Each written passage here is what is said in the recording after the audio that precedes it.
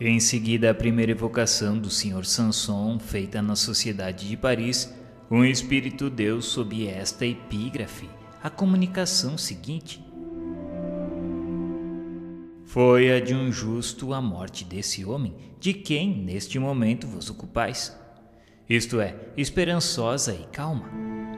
Como o dia sucede naturalmente à aurora, a vida espiritual se lhe sucedeu à vida terrestre, sem rompimento nem abalo.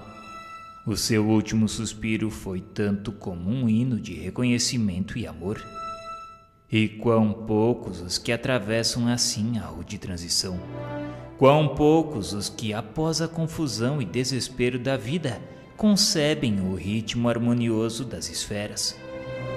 Como o homem de saúde perfeita, de chofre mutilado, sofre nos membros separados ao corpo, assim a alma do cético separada do corpo se despedaça e lancinante se precipita no espaço inconsciente de si mesma. Orai por essas almas perturbadas, orai por todos os sofredores que a caridade não se restringe à humanidade visível, mas deve socorrer e consolar os habitantes do espaço. Disso tivestes a prova evidente na súbita conversão desse espírito, tocado pelas preces espíritas sobre o túmulo do homem de bem que vindes interrogar e que deseja fazer-vos progredir no bom caminho. O amor não tem limites. Enche o espaço e dá e recebe mutuamente as suas divinas consolações. Também o mar se desenrola numa perspectiva infinita, cujo espetáculo deslumbra o espírito, parecendo confundir-se no seu limite com os céus. São duas grandezas que se extremam. Pois bem, assim é o amor, mais profundo que as ondas, mais infinito que o espaço. A todos vós, encarnados e desencarnados, deve unir na santa comunhão da caridade, fusão sublime do finito e do eterno.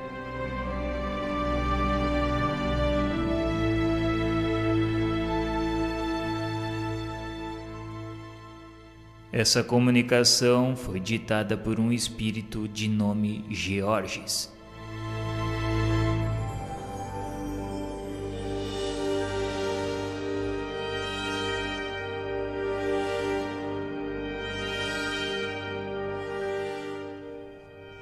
Jobart, diretor do Museu da Indústria de Bruxelas, nascido em Baissei, Alto Marne, e falecido em Bruxelas de apoplexia fulminante a 27 de outubro de 1861, com 69 anos de idade. O Sr. Jobart era presidente honorário da Sociedade Espírita de Paris e tratava-se de o evocar na sessão de 8 de novembro, quando, antecipando-se ao nosso desejo, espontaneamente deu a seguinte comunicação: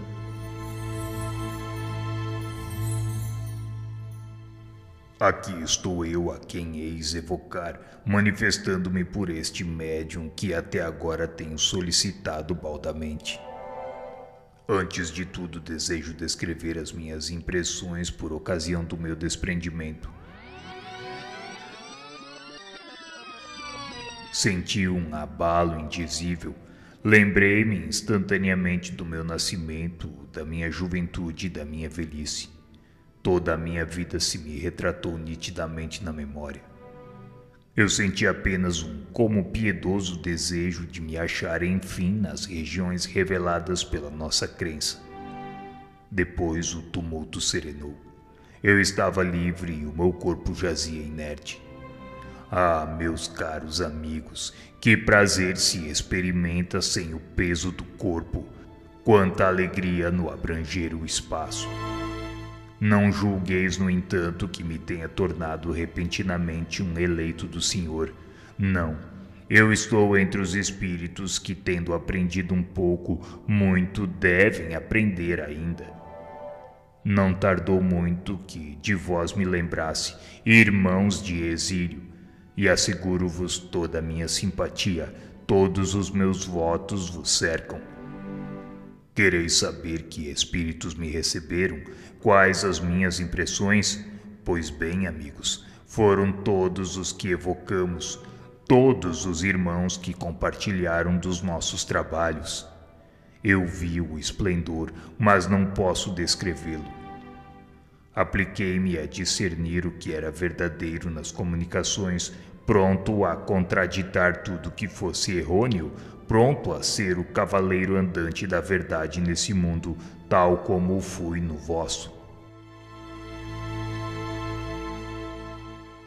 Senhor Jobard, quando estáveis na terra, recomendaste-nos para vos evocarmos, e ora o fazemos, não só para satisfazer aquele desejo, como para testemunhar-vos ainda uma vez a nossa sincera simpatia, instruindo-nos ao mesmo tempo, visto que ninguém melhor que vós pode dar-nos esclarecimentos precisos sobre esse mundo em que hoje habitais.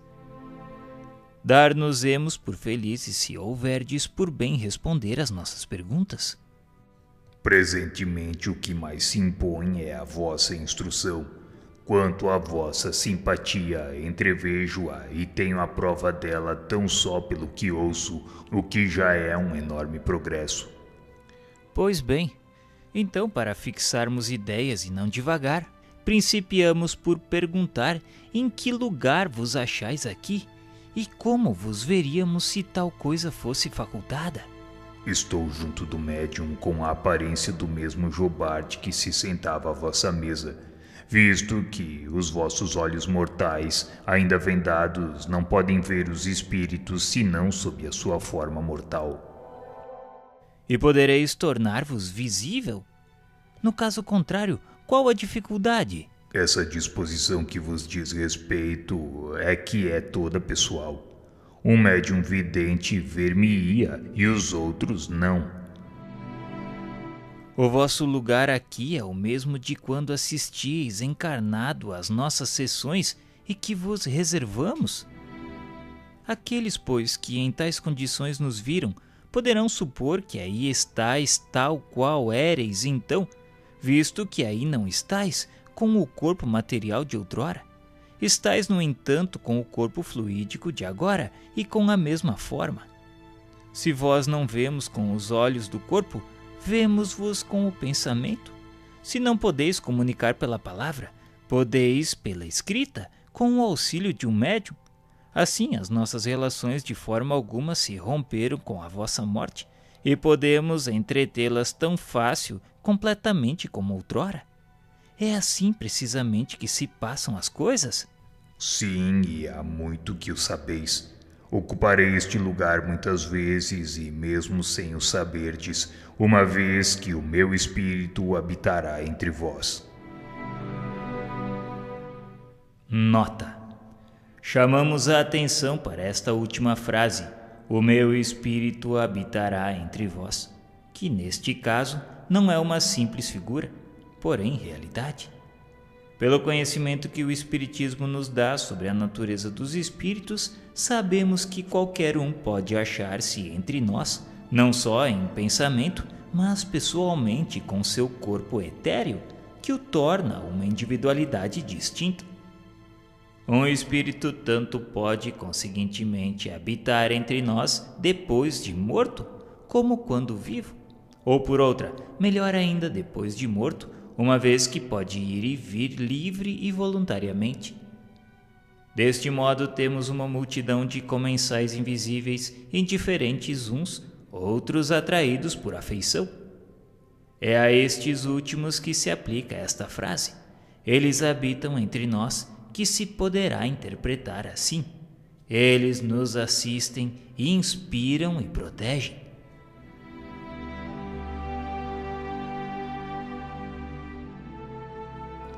Não há muito que encarnado, vós sentáveis nesse mesmo lugar.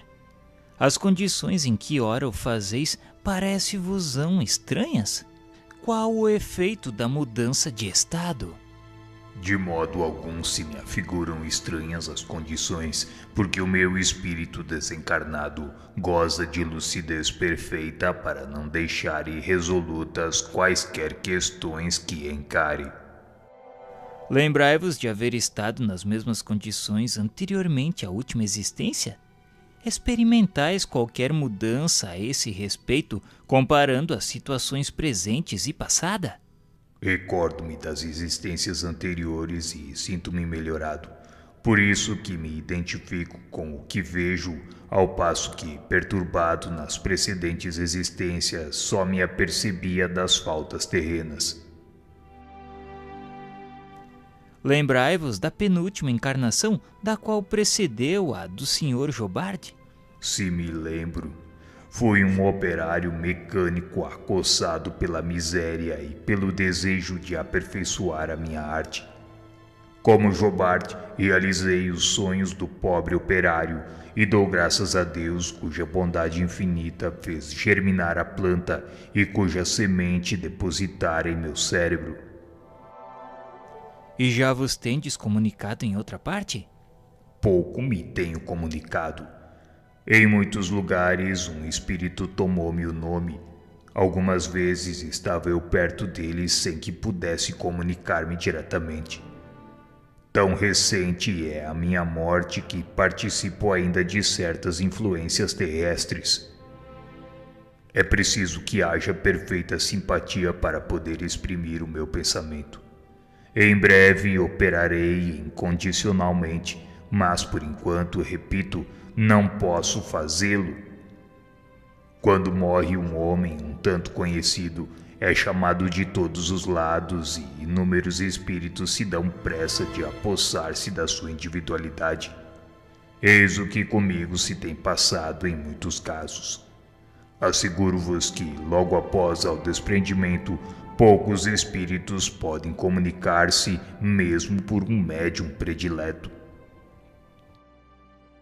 Vede os espíritos que aqui estão conosco?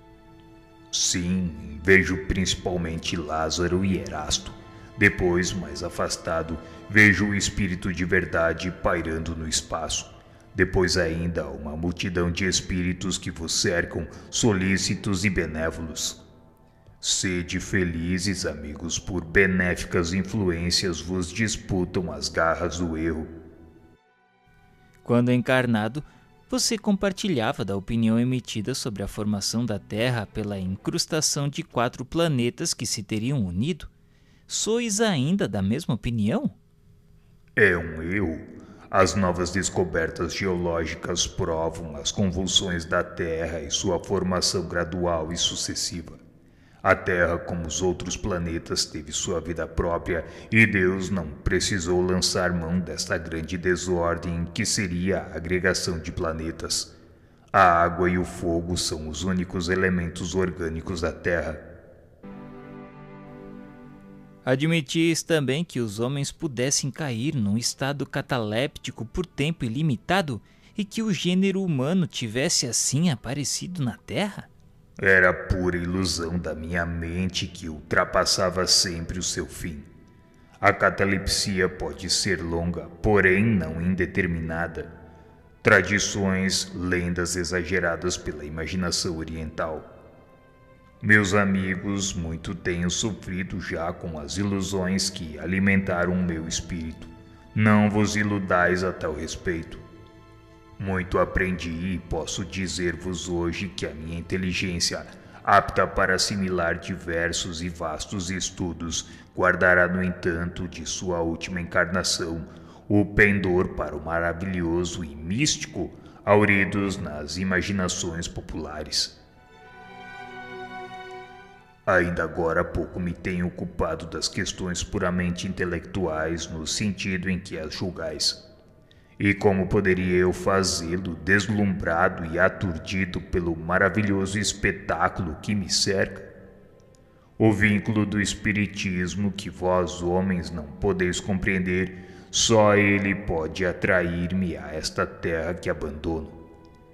Não direi com alegria por ser uma impiedade, mas com o profundo reconhecimento da liberdade.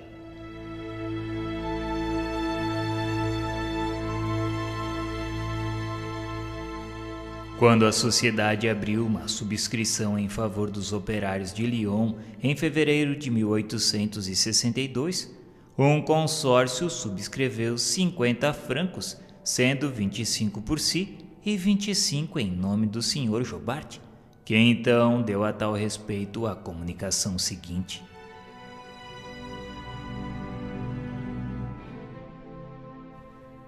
Exulto e lisonjeio-me de não ter sido esquecido entre os meus irmãos espíritas.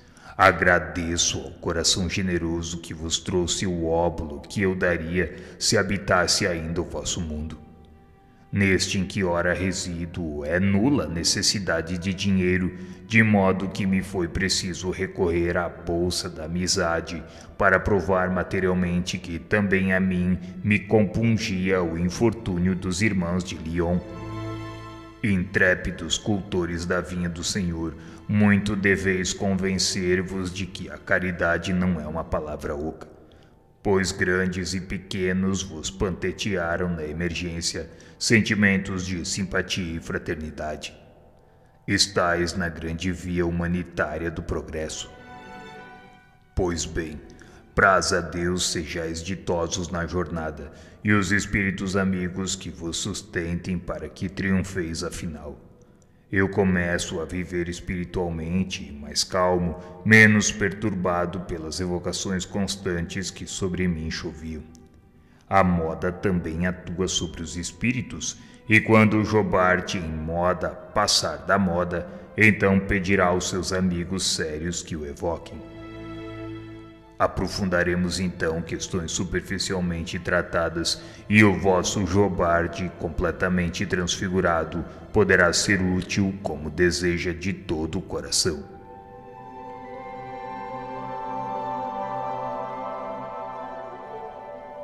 Passados os primeiros tempos consagrados ao alento dos amigos, o Sr. Jobart colocou-se entre os espíritos que ativamente propugnam pela renovação social, esperando uma nova encarnação terrena para tomar parte ainda mais ativa e direta nesse movimento. Depois dessa época, ele deu à Sociedade de Paris, onde continua como cooperador, comunicações de incontestável superioridade, sem se desviar da originalidade e repentes que constituíam o fundo do seu caráter, a ponto de se fazer reconhecido antes de assinar.